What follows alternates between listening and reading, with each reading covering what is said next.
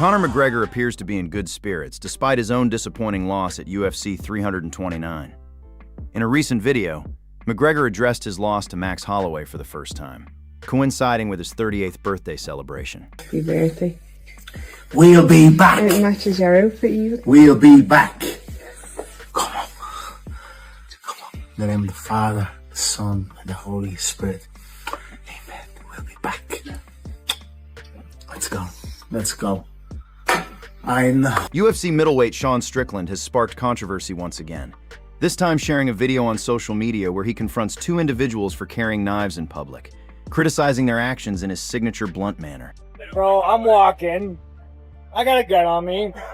This black man walking up behind me with a fucking insane buck knife, dog. What's with the knife, dog?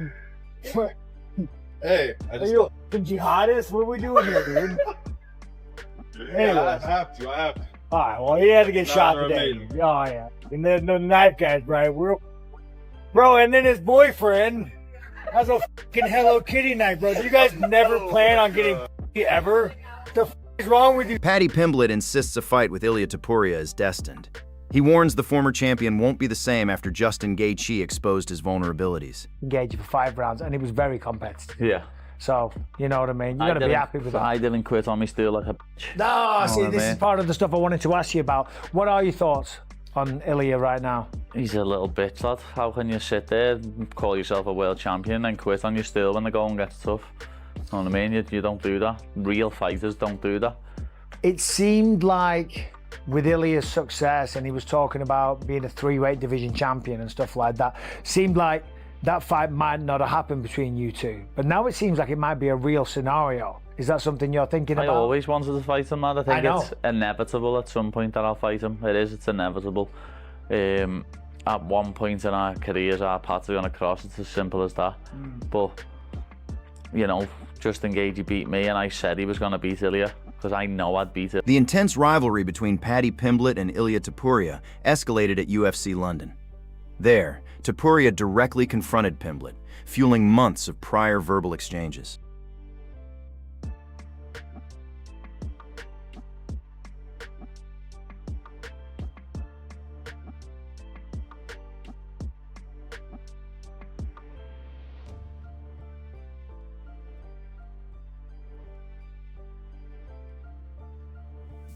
Paddy's coach shared in a recent vlog that a bout with Justin Gaethje had initially taken a toll on Paddy's confidence, but a subsequent win over Ilia Topuria helped to restore it. Strongly that after that last fight and seeing how Justin dealt with Ilia, like, he found that confidence back in himself to kind of get in there and go, "Fuck you guys, I'll show you what I'm about." You got to remember, he came off a loss, a title. You know, that's got to sting at some point, and you've got to pull yourself back from. Paddy Pimblett's well-documented love for food was on display again ahead of UFC 329.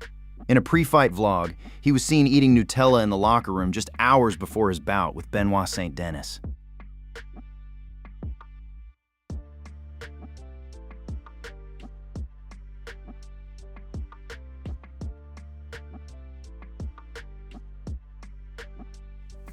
Later in the vlog, Pimblett is seen discussing his ambitions with Dana White, expressing his desire to fill in against Max Holloway following Conor McGregor's injury, saying he's absolutely proud of the potential opportunity. Really proud, man. Congratulations. Said what was going to happen and I've come and done it. Stole the show. Yeah. That's how we roll. Thank you very much. Let's get in with Max now. I'll get in with Max now. Yeah? You're not big enough fast. 100%. So don't eat too much pizza. Good job, boy. You know, that. Well done. So happy for you, man. Congratulations, flatulations. I hope you enjoyed that. That's one of the greatest finishes ever. Were you surprised he tried to shoot you? No. Kamaru Usman is giving Dricus du Plessis wrestling skills the respect they deserve. In a recent interview with UFC on Paramount Plus, Usman noted that replicating Khamzat Chimaev's dominant performance against du Plessis may not be easy, as each fight brings its own unique challenges.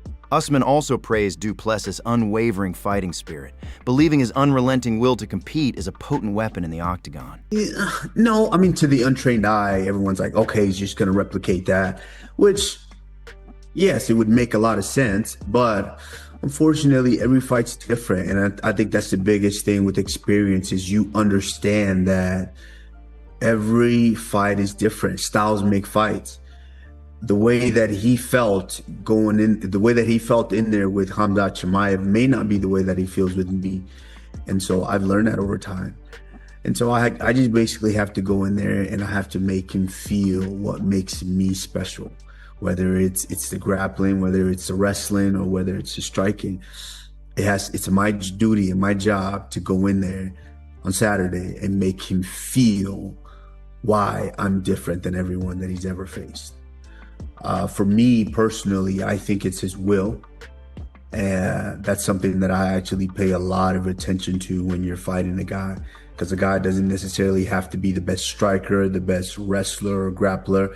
His will is one of those last things to go. And if you can't take that from him, then anything could happen at any moment.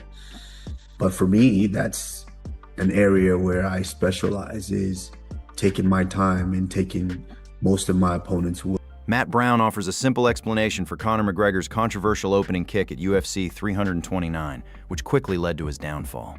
While many questioned McGregor's decision to throw such a risky kick early in his comeback, Brown explained on The Fighter versus the Writer that pre-fight nerves and the pressure of returning after a lengthy layoff caused McGregor's ill-fated choice. You know, I think Conor was nervous. I thought Max said it perfect. I think he was weak in the knees. Like, he was nervous. You know, I don't think he looked 100% himself. A lot of people have talked about that. You know, I'm not one to judge body language too much, because I've made that mistake many times where you judge body language and then they perform great, right? So, you know, I don't think that's necessarily the best way to look at it. But look, he's always been a man of very, very high confidence, right? And he lived up to that, to what he always said he was going to do for so long. A lot of that confidence has been taken away from him. So he's sitting here saying all the right things. He's pumping himself up, making him, you know, feeling great walking into the fight.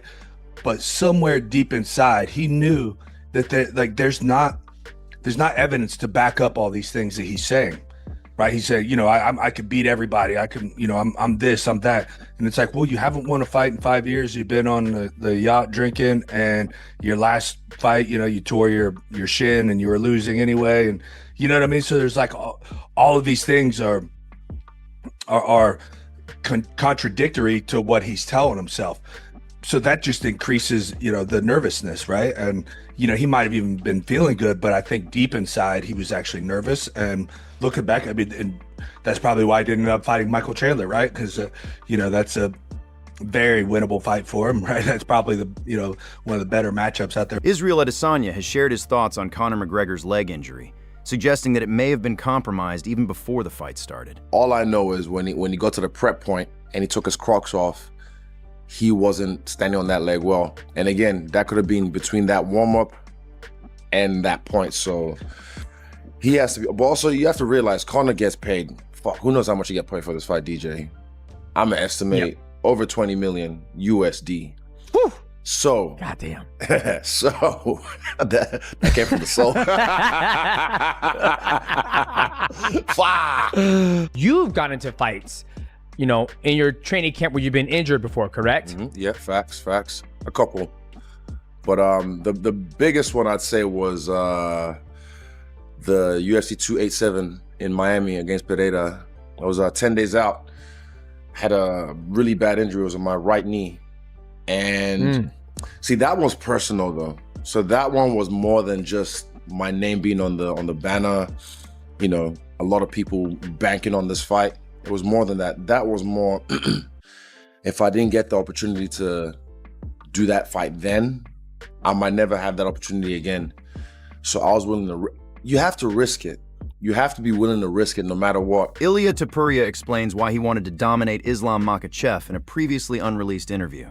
Islam Makhachev, Arman Tsarukyan. Many people talk about this matchup. In general, your trio, Islam Makhachev, Ilia Topuria, and Arman Tsarukyan. Islam said, I don't know why he provokes us. The reason is simple. The guy was the world champion in the lightweight division. When I moved up, I wanted to face him because he was a great challenge in that weight class. And I wanted to beat him as I did in the featherweight division with Volkanovski. So I was like, I'm gonna move up. I'm gonna beat a guy that dominated the division during, I don't know, 3, 4, 5 years. And at that moment, he decided to move up. And I'm like, listen, we need to fight. This is a fight that everyone wants to see. Why not? If I have some personal reasons, I don't have any personal reasons with Islam, with Arman. It's like, I wish them all the best in their lives. But when it comes to the sport, I know that I'm the best. And if you think you have the same thought about yourself, let's do it. And let's show to the whole world who is the best fighter in the world. Why not? Relationship with Dana White like, and what can you tell us about him in general? I have almost like zero relationship with him. What I can, Really? yeah, I don't have any relationship. I never spoke with him about any fight, about anything. Like maybe I saw him like in Las Vegas or in another place that I went to watch a UFC event. Yeah, I'm talking about Dana. What I think about him, I respect him as a businessman. He built a monster. He built something that gives us the platform to shine. So I have nothing than Max Holloway doesn't want a quick turnaround fight. I want to fight next year. I want to come back next year. Yeah. Oh, so there's no quick turnaround because it was a quick night. I'm chilling. This Take is the your first, time, baby. Yeah, this is the first time I'm looking straight good after a fight. My ankle's not sore, my hand's not sore. I'm like, brother, what the hell is this? I wish I could just knock out people all the time. Paddy Pimblett believes he's the face of MMA and would love to fight Conor McGregor. Draw up a script for us. I know you said you want Max or Conor or Gaethje. What's the ideal scenario? A rematch with Gaethje? Obviously, everyone wants. I want to be a world champion. Simple as that. You know, I want to be a world champion. I want to be the UFC world champion. I know it's in my destiny.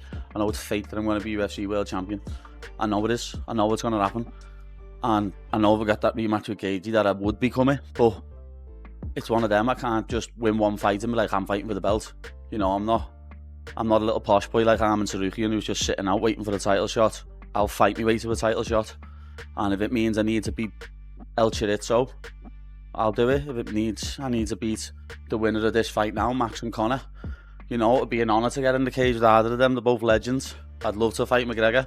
I think two of the biggest personalities in the sport, two of the biggest fan favourites in the sport. You know, he's the face of MMA. I beat him, I'm the face of MMA. Sean O'Malley says he'll consider himself the bantamweight champion if Petr Yan doesn't fight by October. Win the fight. Is Peter the champ? Is he active? I don't know. Is Peter inactive? He's not. He's not. Merab was active AF. Peter's been out for a while. They fought in December. He's really January, February, March, April, May, June, July. It's been 7 months. It's been, I mean, that's not terrible for a champion who the division's on fire right now. We need our champion back, and he's not. He's out there getting hair transplant, hanging out with ladyboys, and it's pissing me off. God, if they don't fight by October, I might just claim to be champion and defend my belt in December. That'd be fire. I mean, I don't even think anyone would argue that. I literally don't think. King Green reacts to some fans saying his fight versus Terrence McKinney was rigged. Let me do this real quick. Everybody's calling this fight rigged. This shit's weird. And even some fighters are talking. And I'm like, y'all don't understand fights. So I'm explaining to you, even the fighters, because they don't explain fighting like I understand fighting. People that said it's rigged. I heard Chael Sonnen, Rashad was saying the punch. I heard Daniel Cormier saying it's like that punch wasn't the punch. I'm trying to explain to him, it's like there were 6 punches that happened. The 6 attacks. We got up, I kicked him in the body, pow. Then I kicked his ass again, pow, hit him in the body again. Then after that, I hit him like a little jab to the body, but I was on it. Southpaw is my hard hand, so I stiffed him with a hard ass jab in his body. Then after that, I switched, and I hit him with a 2 to the body, and the 2 is the one that really fucked him up. The 2 is the one that made him shit his pants. Then I came in with that little another.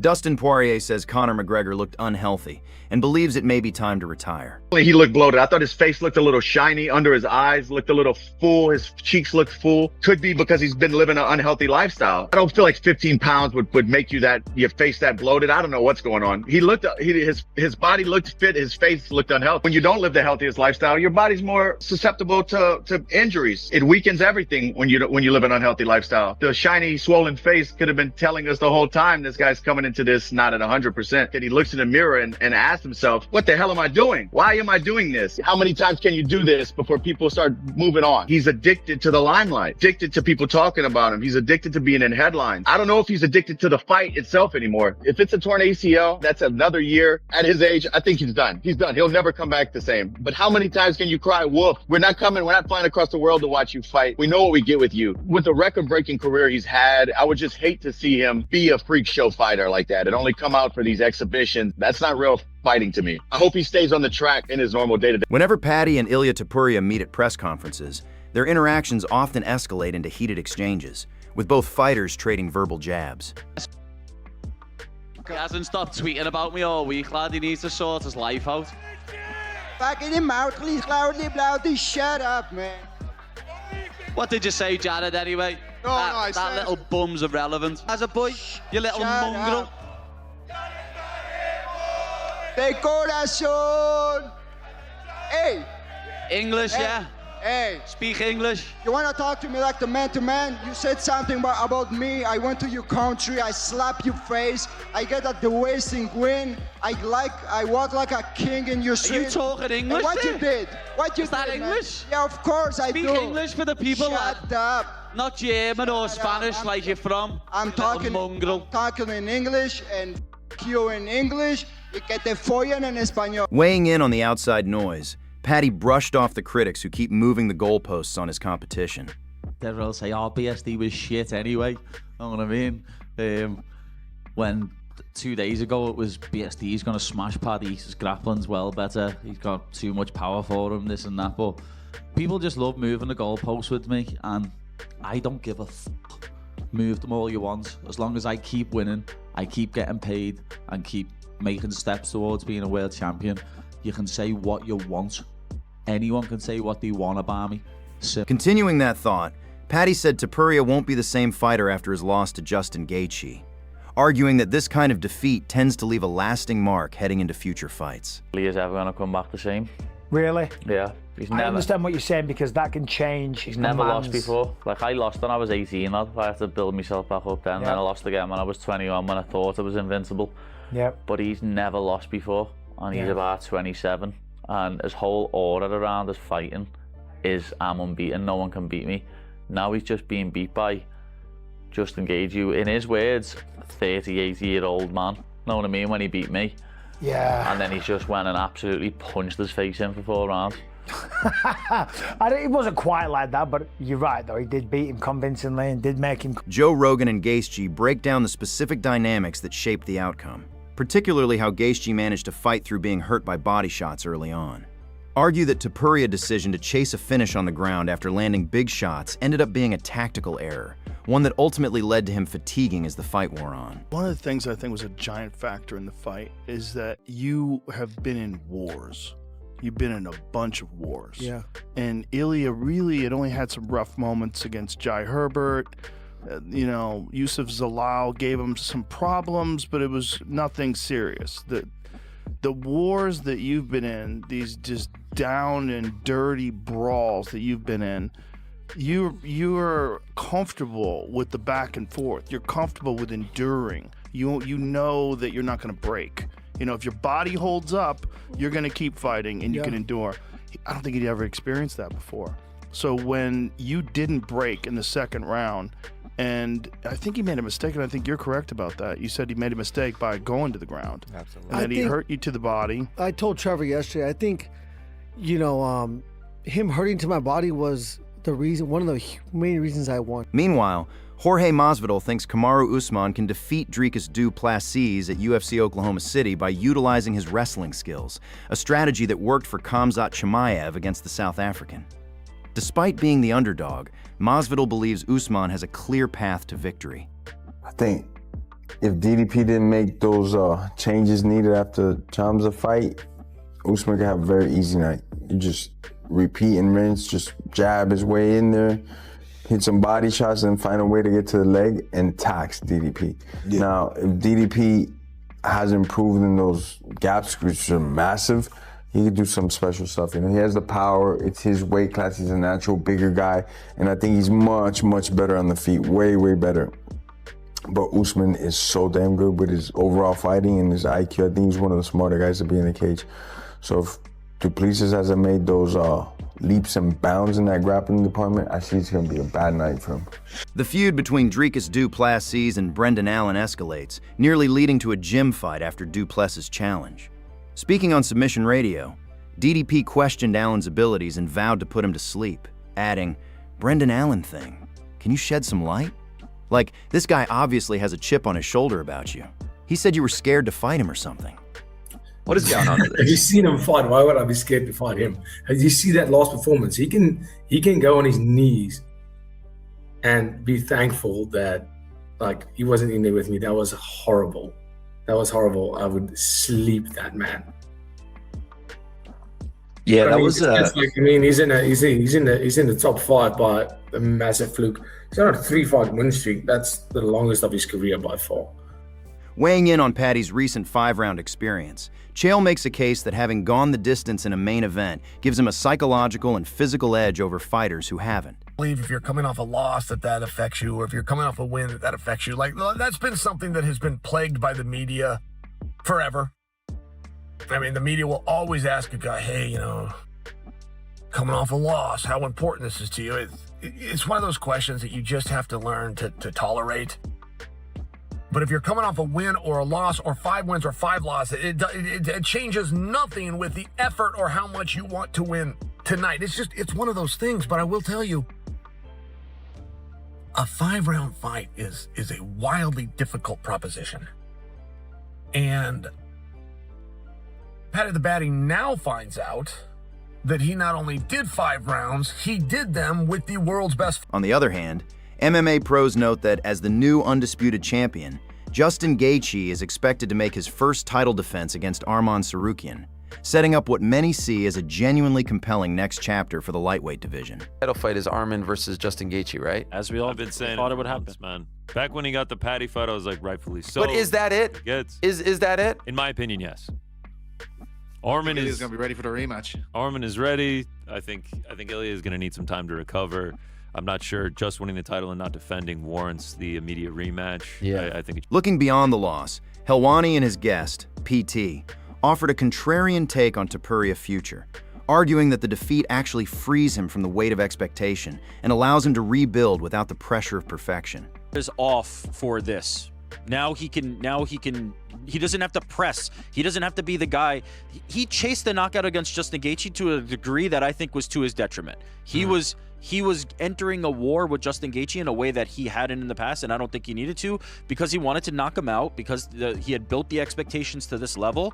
He now has the opportunity to not have to worry about that. He now has the opportunity to say, I've suffered defeat, I've made it out of the other side, I'm all good, I'm still a gangster, and he's going to rebuild himself. If anybody's selling Ilia Topuria stock, I'm buying all. Despite all the doubts and setbacks stacked against him, Topuria made clear he intends to come back for a rematch, refusing to let the current odds or outside criticism shake his confidence in the slightest. Justin, congratulations. You said you'd leave your mark on my face, and you did. Class. You took the sight from my right eye in the first round, and by the end of the second, from my left too. No excuses. At one of the best camps of my life. I came in sharp, prepared, and ready. Last night was your night. That's the nature of this game. Glory and pain walk side by side. I'll heal, I'll rest, and I'll return stronger, wiser, and far more dangerous. And trust me, this story between us is far from over. We will have our rematch. I mean, that's as good as it gets, right? Credit Glory at the and pain top. walk side by side. Unbelievable. Still giving out bars. Unsurprising to me. I imagine that he was going to be gracious in defeat. I know he does the predicting everything, celebrating beforehand, showboating, all of that, but it doesn't surprise me that is amazing. He's carrying himself with class throughout this. I mean, you see it with all the great champions out. Paddy Pimblett further fueled his rivalry with Ilia Topuria, criticizing his loss to Justin Gaethje. He saw the defeat as a significant blow to Topuria's reputation, rather than just a one-off bad night, and didn't hesitate to point it out. Ilia, you little... And this is what I'd do to you. I'd make you quit. Oh! Nice right hand by Justin. Oh!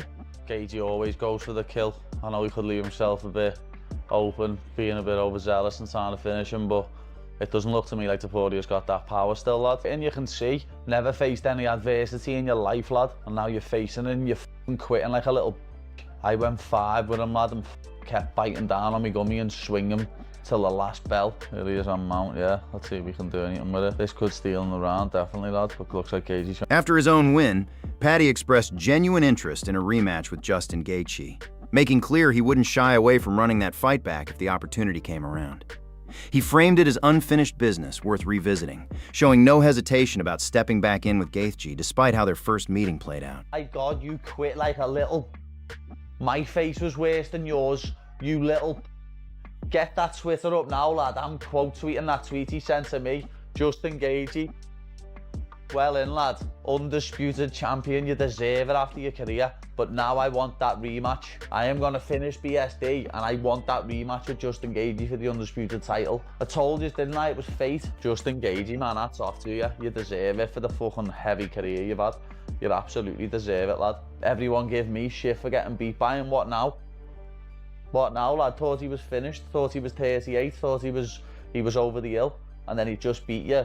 Greatest fighter of all time. Reflecting on his journey, Justin Gaethje describes the surreal feeling of finally holding the belt after years of grinding, though he stops short of diving into what comes next. It's really not real yet.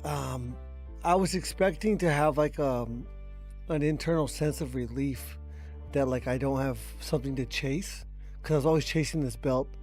And I was expecting to wake up with like some kind of natural release of pressure, but I don't know. I don't feel that. As the days go by, every day I feel a little bit more. 2 days ago, my dad was like, you know, what was it like waking up being the champion? And I was like, I haven't even thought about that. And then I was, you know, on the shitter like 10 minutes later, and I was sitting there thinking about it. I was like, wow. On the mental side of the game, Justin discusses the value of not entering a fight with fixed expectations, arguing that mindset is exactly what allows him to stay composed the chaos once things get underway. It's the game. You know, I'm very competitive. I'm very petty. I take everything personal. And yeah, when I go in there with I have gone in with expectations. And I said it before the fight, you know, Ilia, like, I said so many true things to him, and I think it's such an asset to tell someone the brutal truth, especially someone like him, because it pushes them farther away from the truth.